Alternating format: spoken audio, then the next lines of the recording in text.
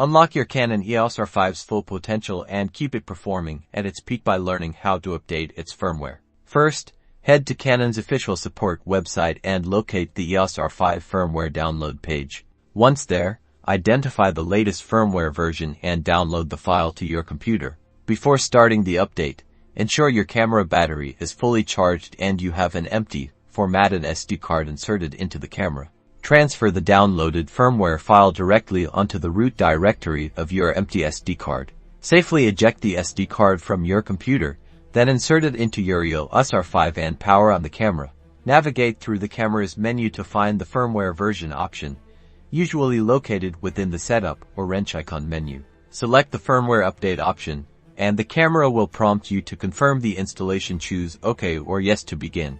The camera will then begin the update process, which may take a few minutes. It's crucial not to turn off the camera or remove the battery during this time. Once the update is complete, the camera will display a confirmation message: power off your camera, then remove the SD card. Congratulations! Your Canon EOS R5 is now running on the latest firmware, ready to capture amazing images with improved features and performance.